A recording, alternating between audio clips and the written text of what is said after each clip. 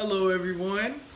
Welcome to It's Time to Step Up with Kendall Myers. Today we have on an intelligent, kind-hearted, dream chaser, go-getting, hilarious, have the ultimate personalities, and just overall hilarious. He really need to be in stand-up, I'm telling you. My big brother, Kellen Myers. Say hi to everybody, brother. Hey y'all, what's up? So first off, I want to share this brother of mine, man. He is such an awesome person, man. He always come through for me and my mother. Like he really became the man of the house, man. I remember when I first went off to college, and he was living on his own, and he actually moved back in the house. Helped mom with the bills and helped me get through college my first 2 years, and just put his travels and moving where he wanted to go on a back burner. So now we vacationing. Me and mom came down here to see him in Chicago. So I had to go live and tell y'all who my brother is and introduce him. So first question, bro. What made you relocate to Chicago? I don't know. So Chicago was never really in my story. It was never really written in my story for me. Mm-hmm. Because originally I wanted to move to Orlando because Right. I wanted to work with Walt Disney Resorts. That's my dream place or whatever. But then I fell in love with this neat guy. No, I fell in love with this guy, and we were dating. One thing led to another. It got serious with his promotion and where I was in life. We just decided to take it a little bit step further. So I moved to Chicago for love, and here I am. Awesome, so beautiful, such a beautiful love story. So, what do you do for a living, brother? I am a restaurant hospitality guru. So overall, I like that. I'm in the hospitality business. So restaurant server, management, bartending, etc. Awesome. Currently restaurant serving, but I've done it all. So Yeah. And how long have you been in this industry, bro? I was 19. So 19. Wow. 36 minus 19. 36 minus 19. Whatever that is. So that's 26 years? Yeah. No. Am I No, overstepping 16. it? 16. I'm sorry. I'm all off. Excuse I'm me. in my 30s. Yeah. Don't We gonna age blame me. it. Don't age me. Yeah, we gonna blame it on the liquor a little bit. But yeah, 16 years. That's awesome. What brought you to be in the industry for so long? What you benefit the most from that? I actually like people, and that's what it is. I'm a people person. I like to talk. I love food, so that's a really big thing that got me in the hospitality because I love food. I'm not basic, Mm-hmm. so my palate is different than others. So, Right. Yeah, but that is pretty much ultimately what has me in hospitality is people. I'm a people person. It keeps my life interesting. You just never know who you're gonna bump into. Every day is a new adventure to me. Right. On that topic, speaking of interesting and bumping into, you just happened to encounter several different celebrities. Oh my God, he's a star on the rise himself. I promise you. Share with us some of the people that you met in your encounters. Oh my God.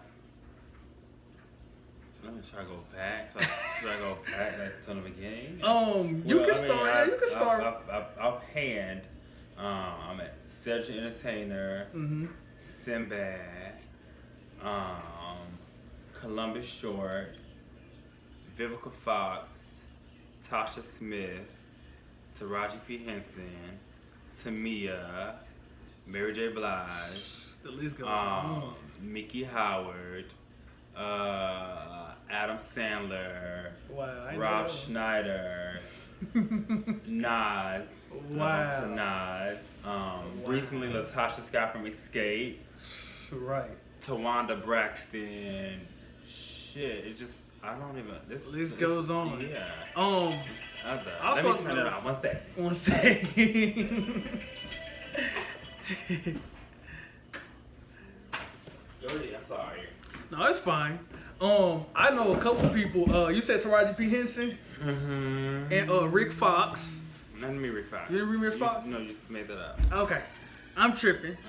Yeah, I mean that I can like think of offhand. Yeah, who I've served. This is Grant Hill. Grant Hill. Legendary. Grant Hill. Definitely. Yeah, that's and a few other people, a few C-listers, and the people probably don't care about, but one person that impressed me the most that he met and made a really major impact with was Taraji P. Henson. She came to his job. Served her. Yeah, I'll let you tell the story. Tell the story about Taraji P. Henson, bro. So she pulled up to my job. I was like, yo, that's Taraji P. Henson. She actually was sitting in another service section. I said, let me serve her. I said, you can have the tip. I don't care. I want to serve her. So I ended up serving her or whatever. And she's really cool. She's like a roundaway girl. I feel like her energy made me feel like I've been knowing her my whole life. So to make a long story short, her friend is a caterer. We became Facebook friends. Her friend inboxed me on Facebook. Was like, oh, I don't know why I think about you. She was like, would you work at Taraji's birthday party? So I ended up working at Taraji's birthday party. So that's, awesome. And also, he got her to actually make a little short video saying how awesome he was. In that video, what was some of the things she was saying about you, bro? She said I had good energy and I was amazing. That's period. Awesome. No lies told. So. Yeah, man, this dude is amazing. Nobody never has nothing bad to say about my brother, really. Like, he really is a genuine person. I'm sure they do. He come to the heart, right. People that can't take the heat, that's a different segment. Right, exactly. So also, you just became an entrepreneur as well. Share with the people, what's this industry that you just tapped into? So I just tapped into the travel industry. So I started my own travel company, part of the World Travel LLC, where I am, number one, I'm a Disney specialist. So I specialize in all Disney vacation, as well as Caribbean vacation, all-inclusive, Jamaica, Aruba, etc. On the path to European vacations. That's where I'm. Awesome. And that's what I'm doing right now. Right. Learning more about European travel. Is it opening back up soon? It is. Certain places are open. Like Greece is open. Okay. Italy, but they're open to people that are fully vaccinated. Gotcha. They're really welcoming. People that are fully vaccinated. Yeah. Okay. Awesome. So, yeah. So how long have you been doing that? July 15th will be a year. A year. Wow, it's coming along. Wow, it seems like you just started there, bro. Mm-hmm. And how successful has your business been so far? It's been great. I'm making a few dollars. That's what's up. Don't be so modest. I'm making a few dollars. They call him on his birthday and everything. Do what I need to do. I know that's right. So the next thing I want to talk about, I remember when you first came out to me about your sexuality. Here we go. And you asked me like, how do I feel about it? And I was between 10 and 12. So I remember telling him, bro, I really don't care. I love you for who you is. You always be my brother. It doesn't matter. So we never been the type to being raised to be judgmental, So with him stepping up to me, I really appreciated that at a young age. And he just wanted to make sure I'm okay and how I felt about it. It allowed me to be more open to the LGBTYN LGBT. T? Yeah, I'm sorry. Well, no disrespect. In his defense, it's a lot of letters. They added so many letters that probably why they in there too. Y'all get too crazy and too creative. I'm from the old school way. LGBT. Yeah, LGBT. But I ain't gonna go into that. I apologize. LGBT. Now y'all young kids don't start adding these other letters. For real. But whatever. So how old was you when you finally came out? I'm 16. You were 16. And how did you feel? How did it make you feel when you finally came out to people? Like, I actually felt I was, it was a few things. I was scared, nervous, and excited. I was scared because I didn't know how people will feel. Mm-hmm. Nervous, well, more nervous and scared time we found on the same umbrella, like scared, nervous more about like the backlash I would have been getting, but just excited for me being who I am and living my truth and not caring about anything or what anybody has to say. That's awesome. Which is the most important. I don't care about anything that anybody has to say. Never have, and I never will. That's awesome. On a side note, so how was it like coming to mom and pops? You know, at the time, how did you feel like confronting them about coming out? How did you feel with that? Well, my mama took it worse than my daddy took it. and I think that it goes back because, you know, as a parent, obviously you don't, this is not what you see for your kids, you know, your kids' future. Nobody wants a gay child. I get it, like, you know, Yeah. but I guess also too, like, I think there's so many times we're being asked, are you gay? And then it's the, no, I'm not, and then finding out from someone else. I think that's where more like the ultimate disappointment is, because there's also lying, which is deceitful, you know what I'm saying? So that causes even a bigger hole to try to fix, if I'm making sense. That's awesome. And you know, when you know my parents really, you know, thought about My daddy it. didn't say nothing because I had a smart mouth. You heard I him. could shut him right on up. Yeah, That was easy. definitely. Now, But- Yvonne, that wasn't easy. But yeah, like, so, but my parents, like, we really, you know, opened my brother with open arms, you know, even with his friends, you know, that's transgendered, and had even several of his different friends even stay with us that really needed home. Like, that's the kind of family we really have, and we never been afraid to help people out. We always been helpful before people gave to us. We always give before people gave, you know, so that's really, really important. So one final question on this topic. What advice would you give to people that's trying to come out, you know, with their sexuality or just having trouble, like you said, the nervous and the scaredness of coming out, to be honest to themselves? What's some good advice that you would give to these people from all different ages? That's a good question. I don't think I've ever been asked that question before. I've been asked a lot of questions. I think my advice would be to a person that is battling with their sexuality: do your research to find other people that are like yourself. That way that can create a comfort zone, because with you trying to figure out your sexuality or identity by yourself, it can be really challenging. But if you have someone that's going through the same thing that you're going through, it makes it more easy to kind of figure it out together, so you won't be alone. Because this society, it's just what it is. Society don't understand homosexuality or transgenderism or whatever you want to call it, or just about being different. You know, people are pretty much ignorant to what they don't know. So I always feel like especially younger people, there are so many support groups out there for people that are battling with these type of things, to be comfortable. And that way, when they come to the outside world like myself, I would go to these things, but luckily my story is different because I had family that did not shun me and still love me for who I am. So that's why my confidence of me not caring about what people say comes from the respect that I got from my family. But not everybody's gonna be like that. Yeah. But again, I'll say search for like your own support system. Don't look for support for people that might not support you. Like, you know, it's just what it is. This is your journey. This is your story. This is, you know, it's all about you. Like, in the end of the day, don't care. If your parents don't accept it or whatever, that's just them.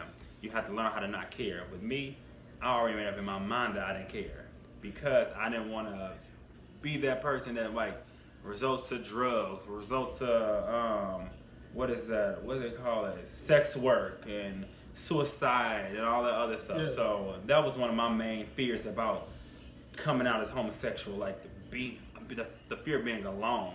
So I had already started making friends that were gay, so that were going through maybe the same things I had, so that made it much more comfortable for me.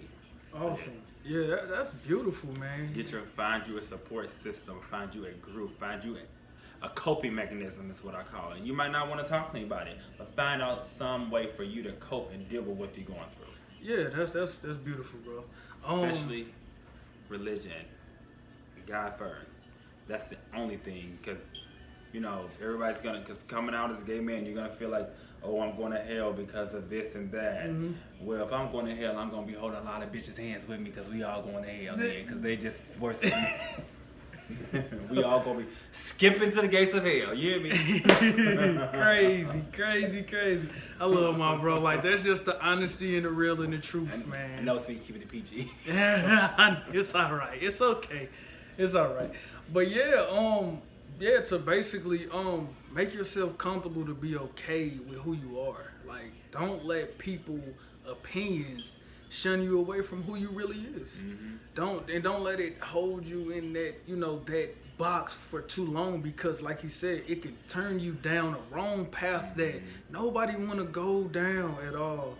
And to the people that's having trouble accepting other people that have different sexuality, be more open. Like, God created us to be different, and you should respect someone for being true to who they is, other than who they not. Mm-hmm. That's most important. Like, we ain't nobody perfect at the end of the day, so why judge somebody off who they like or who they love? And it's so many people killing, so many people robbing, deceiving their own family, own brothers, own sisters. So just take heed to this, man. Like, my brother is a really awesome person. Like, he constantly a dream chaser. He go for who he's not a follower at all. He's a leader. He direct his own path. Thanks to the beauty of our parents, but he was able to create who Kellen James Myers is to this day. It's wonderful. So the last thing that I kind of want to talk about is a moment that we really cherish together. When our first time meeting our oldest brother.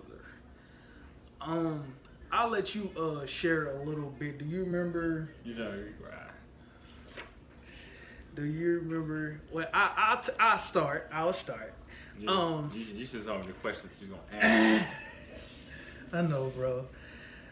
So my bro, I was at school my second year at Alabama A&M. This was in 2014, and he called me and let me know, asked me did I want to come back home, and this was like right after midterms or spring break, I believe.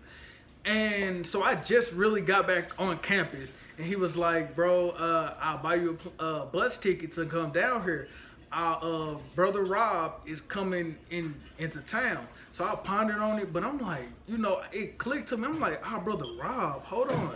We never met our oldest brother at all. We knew about him, but he's my father's son. He's like 10 years older than Kel and 20 years older than me. So it was just, a monumental moment. And my father at the time, he was sick. So I'm just like, seeing my oldest brother with my middle brother and my father, I can't miss that moment. Go ahead and book me that bus ticket. And it was like an 18, 19 hour, man, it was one of the longest. It felt so long because you excited, enthusiastic, all ready to go and stuff. So I packed up my bag and went, and then so I finally got down there. I believe Kellen picked me up from the Greyhound station, and we went straight to my father's house. And I got a chance to see him, and it just it was really hard. I'm not gonna lie, it was really hard because just seeing him on oxygen and not being himself, can't talk the way he was able to talk, and it was just sad, but it was a beautiful. I was happy to see him. That was a good thing. So the next day, our brother was flying in. So me and Kel, we went to the airport in St. Louis, Missouri, by the way. We went to Lambert Airport to pick my brother up. And man, when I say, as soon as he got in the car, and just his whole aura was just comfortable. Like, he always been around, like he never been apart. And we just had a few conversations. How was the plane ride? How you doing? It's not, like I said, it's not like we didn't know each other, but we never met. So here I am, the crybaby. All they was crying. They was like, "What you crying for?" I'm like, "I was crying." So yeah, man, he was just happy. He haven't been back in St. Louis for so long. He was born here, but he lived in Las Vegas, Nevada. So he been there 20 plus years. So that's pretty much his hometown. That's all he know. So he was just happy to be back to St. Louis, Missouri. First three things came out of his mouth was, "How I can't wait to see Pops. Where's the Chinese food and where's the emos?" And everybody know. If you from St. Louis or visiting or know somebody that's from there, that's the two things that they talk about. Chinese food and emo. So we rolled back. We was just, man, we really was man, it was a great moment, man. It was wonderful, man. It was like a link. It was like a missing link. Missing link. Yeah, to a chain. Missing link to a chain. So we pulled up to my father's house. We all came upstairs, went to his room, and like I said, my father, he couldn't really, he couldn't really talk. But you could feel that he could feel his energy, his happiness. Yeah, at this point in time, he actually had stage 4 lung cancer, and so we couldn't really, he wasn't really himself. But when he seen all three of us in that room, we all can testify to this. That's the first time you ever seen us together. And the glow in his eyes from seeing all three of his boys in one room. It was nothing but God in that moment. Like, it was so beautiful and touching. Like, it connected all of us. It was surreal. It really was. Like, cause we never had nothing bad to say about our brother. We just didn't know. We just didn't know him. So we kind of felt like, dang, maybe he don't want to meet us, cause personally, they had their own little things going on. So we just all came together and spent wonderful moments and had all these abundance of conversations going on. What was some moments in that time? How did you feel about some of the moments, bro? Share some at the time. It was just it was just an all around great experience. It was just something I thought would never happen because I knew we had a brother, but my father was the only person that could make that happen, make a call hey, I want you to meet my sons. But unfortunately he didn't do it. I did it myself. I did it by going through my dad's phone. Wow. See, so, I didn't even know that. Yeah, I butt down. So the story was I ended up I asked my dad what's my brother's number. He gave me the number. Wow. I put the number in my phone, and when I put the phone in my pocket, I butt dialed him because I was going to call him the next day. I butt dialed him, and I was hearing hello, and I was like, and I looked at the phone and said, my brother. So I ended up hey, what's up, this your brother? I was like, I know we ain't never talked nothing like that, but I was like, our dad is about to die, and it would mean a lot if you can come to St. Louis. And that's how it was, and it went just kind of, it was just a domino effect. Everything just kind of fell into divine order. He came to St. Louis. He got to see, us before my dad got to see us before he died. I think like a Wednesday or something, like a Wednesday or Thursday. My brother went back home. My dad died the next day. That's pretty much how it went. So that's how it was. Yup. Very very, very, very deep and hard journey that we all took hold. And it's much deeper, but I'm not gonna go into that'll be for another time. I kind of just want to touch on me now, brother, and what it led to, and we gonna get into more next time, but it's God. Back to what I always say, God work in mysterious ways. Like I said, I didn't even know, Kel was the one that got in contact with our oldest brother to share that with him, because it could have been a day later, it could have been a week later. If I didn't come back home to meet my brother and be in touch with them, I wouldn't even been there for my father passing. you know, and cause I actually, so it was a week time that I was there until he passed. So then I took a whole nother week from college because we was getting him together to be buried and everything. So, whew, you know, and so it, you know, and it took, you know, me, Kellen, and my mom to really take care of him through his digressing times. So yeah, I just really wanted to share this, first and foremost, thank you, bro, for sharing. I really appreciate you. I love you. I love you too. Man, he's a great man. Like, he really became a true father figure in my life. Really, became a man of the house. Never really a time he said no to me and my mom, unless he just don't have it. But it's rare, cause he's a grinder. He a go getter. He get it. You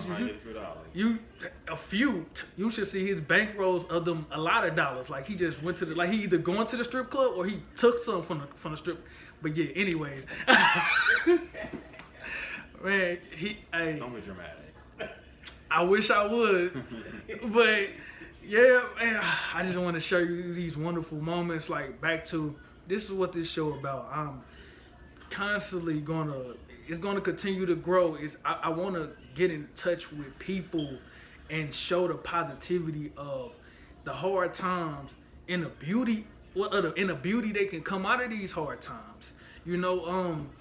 About never letting the past and obstacles hinder you. Yeah, they hurt. Yeah, we cry. Yes, it's a lot of pain, but use that pain for power. Use that pain to grow and invest and be wonderful. Everybody got a gift inside of us, and we have to go through these hard times to unlock these gifts. It's mandatory. What don't kill you makes you stronger, and life don't get no easier. You only get stronger. So I ended on that note. It's been wonderful talking to y'all. Like I said, thanks again for sharing to the people. Sure. But yeah, love y'all. We all in this together. It's time to step up.